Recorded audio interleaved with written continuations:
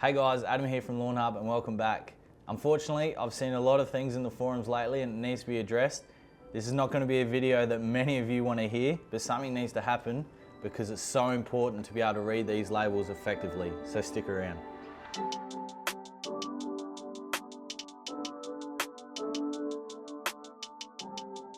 Alrighty guys, so unfortunately it's going to be a very serious video, this one. I know we're not too serious on this channel, but there's just so much misinformation I'm seeing on the forums at the moment, especially on Facebook, Instagram, and unfortunately it needs to be addressed, and it needs to be addressed quickly because these chemicals, if not used correctly, can cause serious harm to yourself, your family, wildlife, and I suppose least importantly, your lawn.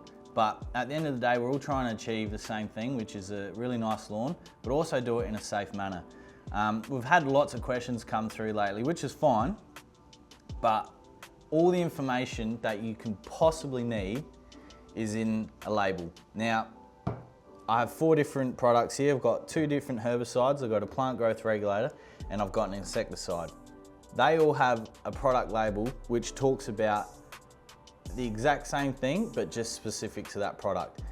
I've got the bow and arrow label loaded up in front of me, which is available online.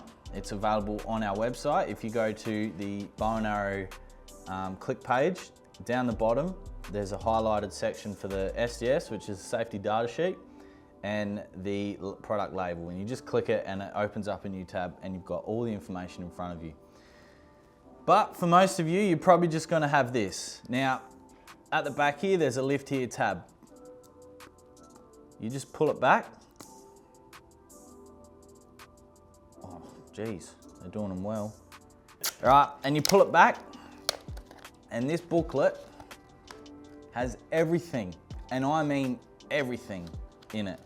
It includes directions of use, restraints, the situation, the withholding period, general instructions, mixing, surfactants, compatibility, cleaning spray equipment, re-entry period, and safety directions, just to name a few. So I'm gonna go through this in depth, but I'm gonna explain it to you the best way that I can. Now, I need to say off top of the bat, I have no qualifications in horticulture. So what I say is advice given on the sole basis of the product label. So everything that I'm referring to today is from the product label. It's not what I think, it's from the product label. So first of all, one of the most common questions we get is, I have 77 square meters, how much do I need to apply? Now, again, this is just simple maths for me. I wasn't very good at maths, but this equation works. So we'll use bow and arrow as an example. So bow and arrow's application rate is 50 mils of product per 100 square meters. So 50 mils per 100 square meters is 50 divided by 100 equals 0.5. So that's 0.5 milliliters per square meter. So if you have 77 square meters, it would be 0.5 times by 77, and that will give you the amount of product needed to put into your sprayer. Then the second question is, how much water do I need? Now, it says here on the product label, 50 mils in 2 to 5 liters of water per 100 square meters.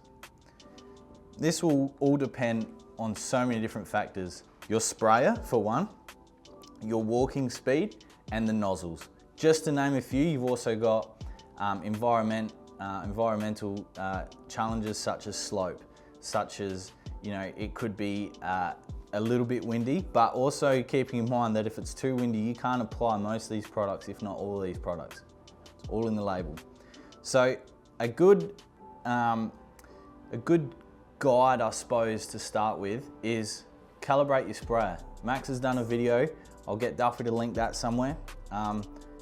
Once you're able to go, yep, I know my walking speed, my sprayer application, I know that 5 liters is going to get me 100 square meters. And that's it. I can't sit here behind a computer screen and say, oh, you're going to need 3.5 liters. I simply, unfortunately, am not a wizard in that sense, and I just can't answer these questions for you because it all comes down to the individual. Also keeping in mind, guys, that these products are used around the world on high facility golf courses, sporting fields. These aren't your common, weed and feed from the hardware store, which has an application rate of 2 litres in a spray hose. The reason why that they're not as effective as these products is because the application rate and the actual product is diluted so much that it's safe if you have a little bit of overspray or you spray over the same section 3 or 4 times.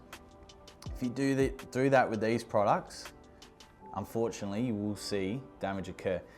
Now, I don't want to deter people from using these products because they are such a superior product and, in my opinion, just way better quality than what you can get from a hardware store. But keeping in mind, there is a bit of responsibility on the user as well. So, first 2 things, how much do I need of bow and arrow? Gone through that, and then the sprayer. Unfortunately, guys, you're gonna have to do your own work on that to be able to work out exactly how much water you need. Now, the restraints. So, do not apply if weeds or turf are under stress or when frosts are imminent. That's pretty self-explanatory. We don't want to be applying a product like bow and arrow, which, although selectively kills what it's targeting, if your lawn's under stress, just like when we're under stress, we do things that we wouldn't normally do. Just treat it like that. Do not use if rain is expected within 4 hours. Again, that's pretty self-explanatory. Do not use clippings as mulch around other plants or composting. Again, that's pretty self-explanatory. And whilst this doesn't really apply to most people, do not use on bent grass or winter grass, golf and bowling greens. So by that that's the only 2 lawn varieties that it wouldn't be suitable for in those conditions. Bow and arrow will not kill winter grass in a normal plant, just in a bowling green setting. This is also very important. Not to be used for any other purpose or in any other matter contrary to this label unless authorized under appropriate legislation. This means that if it's not on the label for you to be able to do, you legally cannot do that. It's as simple as that. Next one, withholding period. Do not graze treated turf or cut any treated area, including turf clippings, for feeding to poultry or livestock for 14 days after application. So that goes back to the do not use clipping as mulch as well. It's that 14-day period. You do not want to be feeding, especially if you have chickens, sheep, and you're on a bigger property. You're better off putting these clippings either in a green waste bin or a section dedicated in your yard or area that is not going to be accessible for animals. Because at the end of the day, if you have animals in your house, they're there for a reason, whether it's for kids or your personal enjoyment, or because you really like animals. I think it's pretty fair to say that an animal is more important than a lawn in that setting. Agreed? I think so. General instructions. Like I said, guys, this is going to be a long one, so I need a drink. And for many of you, you may not see any value in this, but it just really upsets me to see people getting misinformation when all the information is on a product that they've already purchased. They either just don't quite understand how to read it, and I'm hoping that this video, if it just helps one person, great. If it doesn't, well, at least it's there for people to pick at, because that's probably what's going to happen. Anyway, general instructions. For best results, the turf and weeds should be actively growing at the time of treatment. Complete weed death may take up to 6 weeks. That is really important. Let me read that again. Complete weed death may take up to 6 weeks. Meaning, if you spray it and in 2 weeks the weeds look exactly the same, it's probably still working. It's not physically, you're not physically seeing it. In most cases, it works pretty quickly, but in some cases, it may take up to 6 weeks. Again, that's another question. Oh, I applied bow and arrow 2 weeks ago and the weeds look the same. Have I done something wrong? Probably not. If you followed the label, you've probably done the right thing. Faster results can be expected on smaller weeds due to residual effects of diflufenacin, which is one of the actives, overseeding treated areas within 3 months of application may inhibit establishment of the turf grass.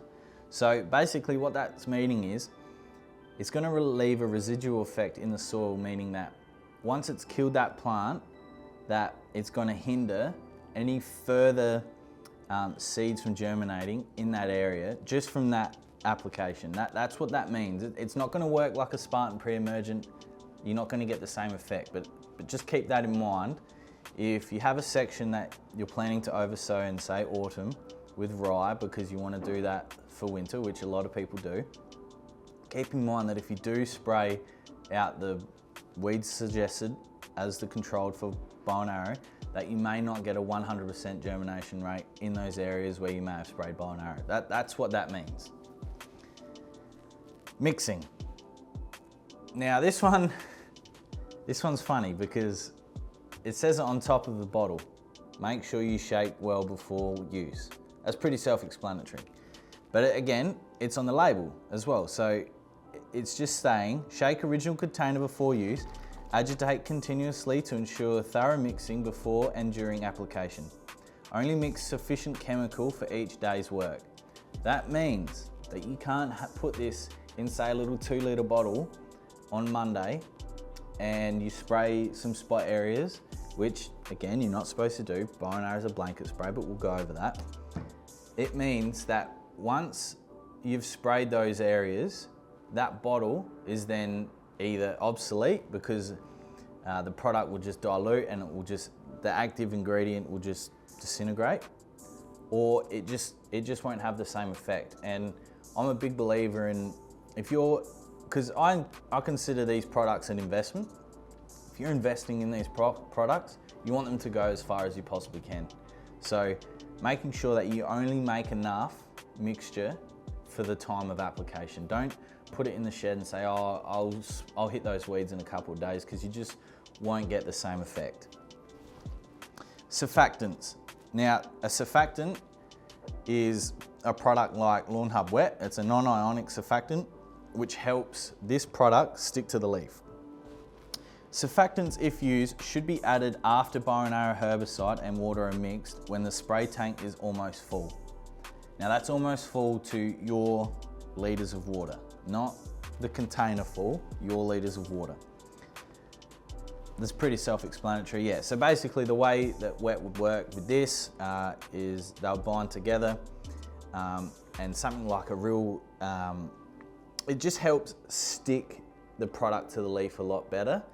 Keeping in mind that if you use too much wet, you may see damage occur on your leaf because you are, of your lawn leaf, because you are not watering this product in. This is a stay on the top of the surface application. Moving down, this is all just, what page am I on? This is just on the second page, guys. Is, you know, all the information is in here. Mowing. Avoid mowing during the 3 to 4 days before and after treatment. That again is a massive question that we get asked.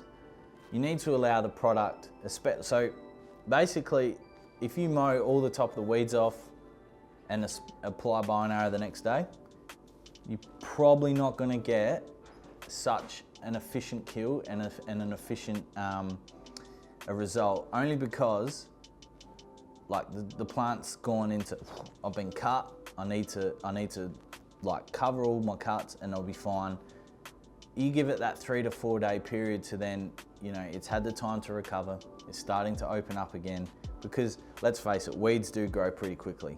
It's just a fact. So allow that, especially if you've mowed, allow the weed to recover, spray, then wait another 3 to 4 days. So the leaf is then of the weeds is then able to take the product in, and once it's taken the product in, the 3 actives in bow and arrow work tremendously well to get a full kill. Keeping in mind, may take up to 6 weeks. Compatibility. To avoid hydrolysis, bow and arrow herbicide needs the spray tank water to be within a pH range of 5 to 8. No information is available that indicates physical compatibility with other products. Tank mixing of other products with bow and arrow herbicide cannot therefore be recommended. So that means that bow and arrow other than a surfactant must only be mixed with water.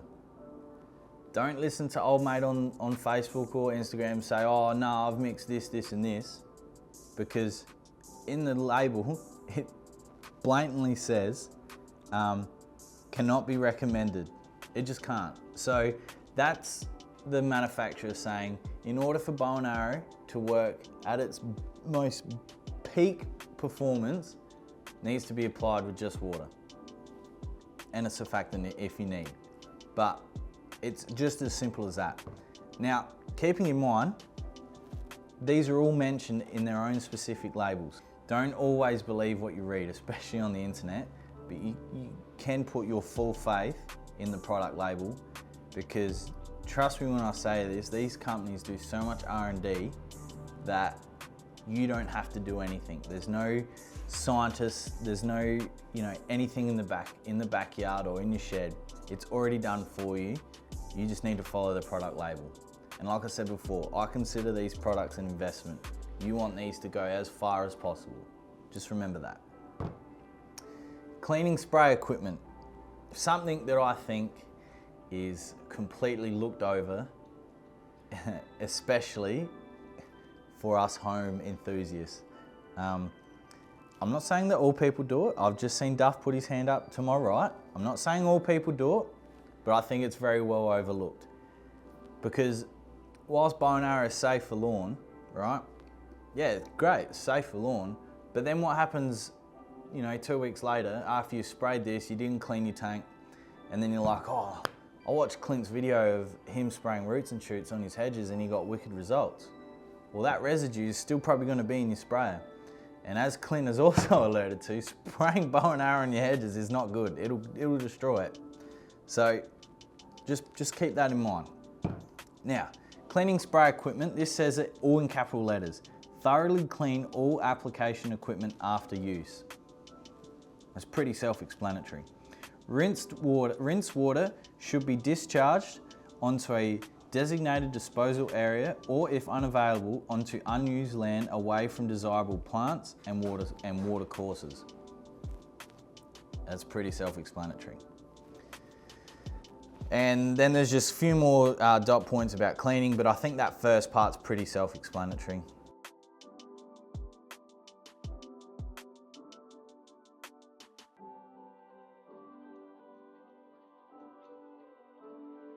Resistant weeds warning. So this is describing what type of herbicide it is. It's a group F and a group I herbicide.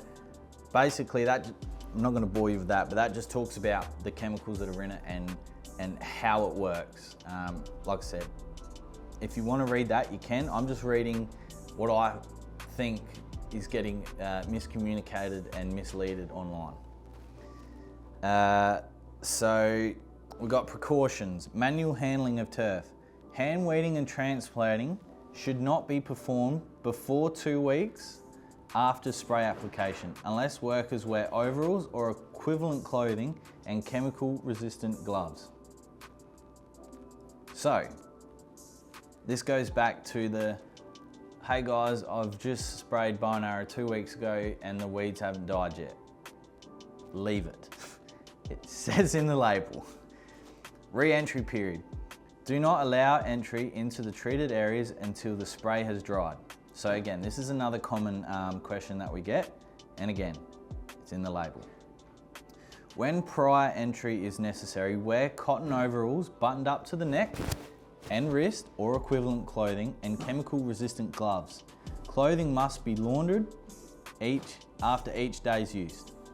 So that's here saying that if the chemical hasn't dried yet on the leaf, you need to wear the correct PPE to transport over that lawn. That's what it's saying. Now, you might just go, should be right. But say you've stepped on it and you've got bow and arrow on your feet. You walk that inside and then someone like my dog, which is always at my hip when I'm home, and I drop some food and it's in where the bow and arrow was on my foot, and now it's on the ground, and now my dog's licked all the spaghetti off the ground where my bow and arrow footstep was. I know that's a bit extreme, But that's what can happen. It's real life, and unfortunately, that's what these product labels, that's what the SDSs, they're all there, not to tick a box, they're all there for us guys.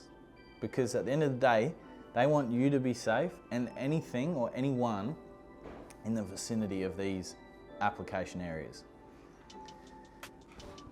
And then it just goes on about protection of crops, natives and other non-targeted plants.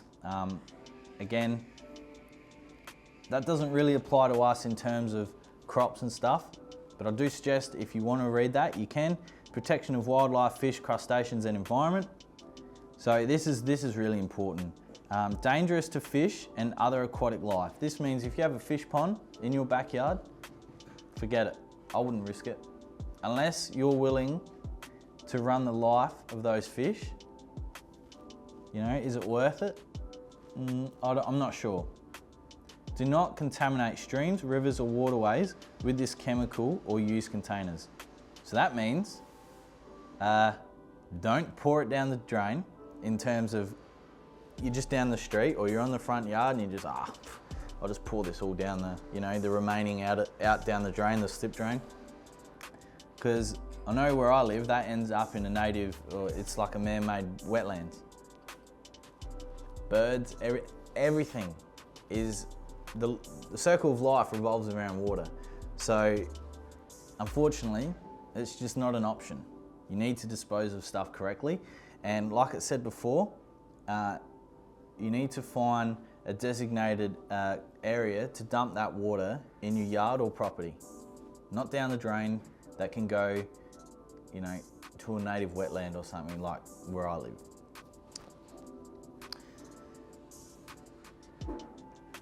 Now, again, I consider these products an investment, and I really do. I know I've mentioned that a few times, but storage and disposal, right? So store in the closed original container. That means if your mate goes, oh, you got some bow and arrow, can you put it in a Mount Franklin bottle for me? No, because although unlikely, if someone were to come around and say, what's in that bottle? And you go, oh, I think it's, well, actually, I don't know. It's been in the shed for a while. Again, it goes back to kids do funny things. They might see that. Now, bow and arrow, for those of you who haven't seen, it looks a little bit like a chocolate milk, kind of. To a kid, chocolate milk, if they like chocolate milk and they see something that looks like chocolate milk, chances are they're gonna drink that chocolate milk. What I'm saying is if your mate does wanna use some bow and arrow, or you go halves in the bottle, just share it. Don't put it in another container that it doesn't have, because these bottles are suited to hold this chemical. I highly doubt a Mount Franklin bottle is not gonna hold as well. So just keep that in mind. In a well-ventilated area, out of direct sunlight, and this goes back again to the rinsing, triple rinse containers before disposal. So once this is finished, triple rinse it and dump that water in that area of your yard where it's away from everything, it's safe, because once it's empty, there's still residue in it. And if the manufacturer's labels say to triple rinse it before you put it in the bin, triple rinse it until you put it in the bin. Now, we'll go down to safety directions. Harmful if swallowed, but it's just chocolate milk. No, it's not. Will damage eyes, will irritate skin, avoid contact with the eyes and skin. When opening the container, preparing the spray and using the prepared spray, wear cotton overalls buttoned up to the neck and wrist, washable hat, elbow length PVC gloves and goggles. Yeah? Yeah. If product in eyes, wash it out immediately with water. Wash hands after use. After each day's use, wash gloves, goggles and contaminated clothing. I think that's pretty self-explanatory. Meaning you can't spray this in your footy shorts and thongs and a singlet. Again, it goes down to protecting you as the user, because I can guarantee turf culture don't want people dying from using their products, regardless whether they're using it the correct way or the incorrect way. First aid instructions. If poisoning occurs, contact a doctor or Poisons Information Centre. And the phone number's here. I'm pretty sure it's also on the outside of the bottle.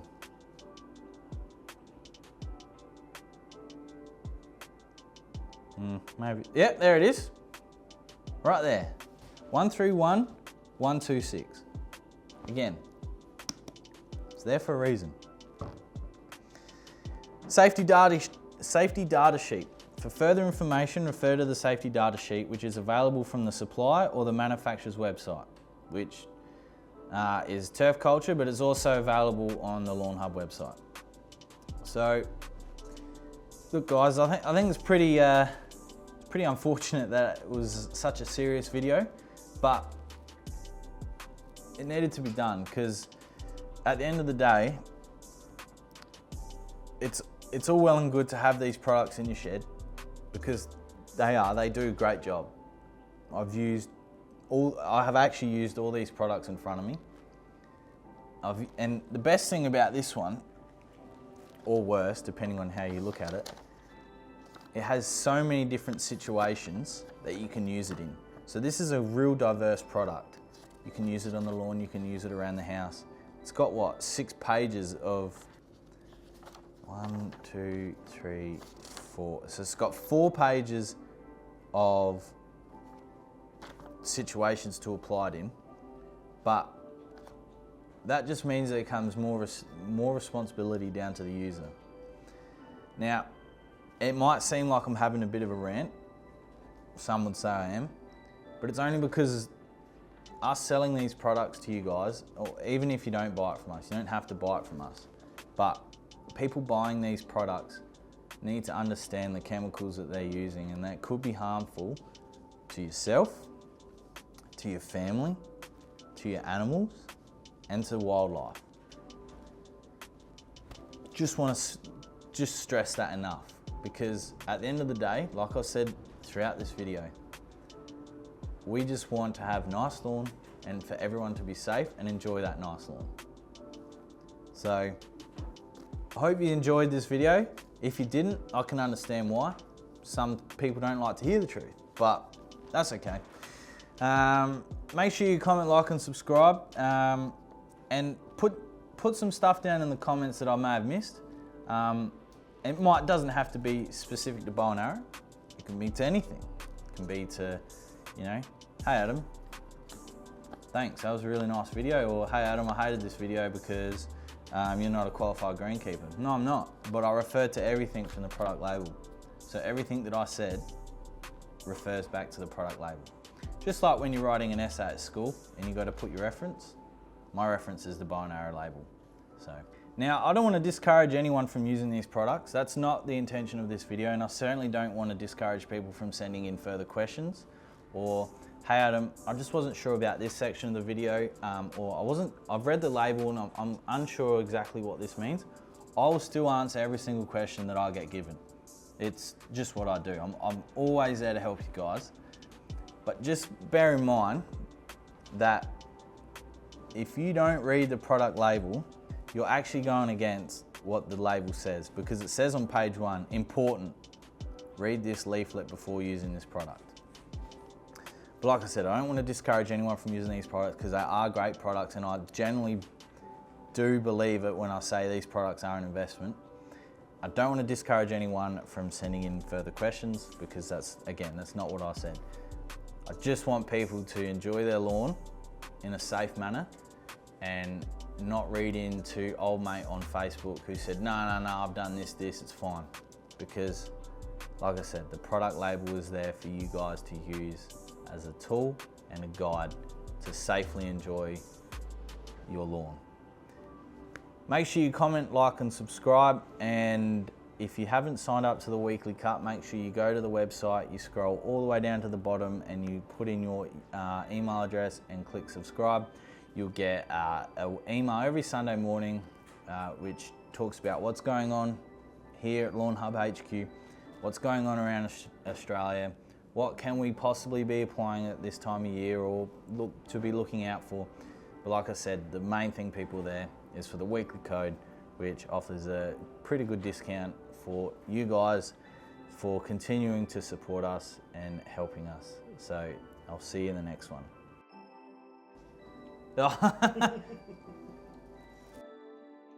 Duff, do you know what this word says? Hydrolysis? Hydrolysis. What does that mean? Read the fucking label!